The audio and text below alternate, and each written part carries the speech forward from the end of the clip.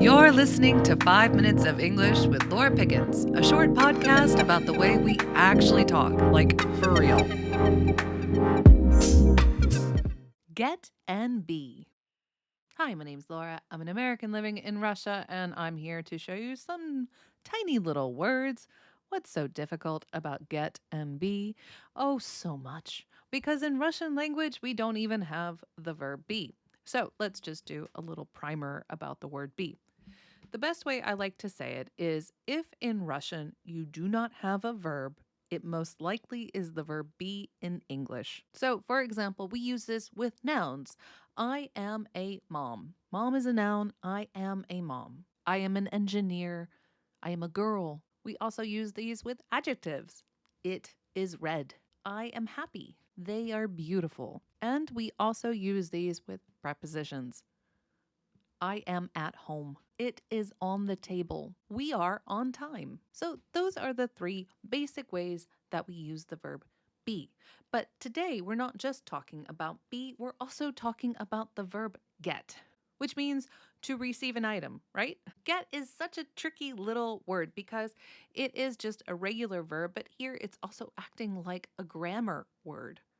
Just like be is a grammar word. The best way to think about it in this context is to start or become. It's about a change of state, a change of condition, or even a change of place. I think the first time that we see this in use in textbooks and in school is a phrase like, I am married. That is my current state. But what about it when we change that state? I got married last week. I'm getting married tomorrow. Get is about the moment that we change, when we become that state. So I said we use the verb be with nouns, adjectives, and prepositions. Can we use the word get in these contexts? Let's look at it.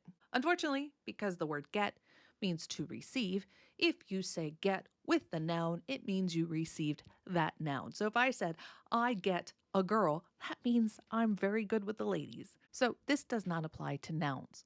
But what about adjectives? I am happy. Emotions are adjectives. I am happy. I get happy every time I see my child. That's about changing my state. I get more beautiful every year, which is true. I like aging. The sky is getting darker. It looks like it's about to rain. I get mad every time I lose my keys. There's a whole list of these that are one word in Russian that we need to use get in English. For example, get angry, get dressed, get lost, get rich, get drunk. Again, it means to become this state. So, what about the third version of be with prepositions about locations? I am at home. I get home every day at 5. That means I arrive home at 5.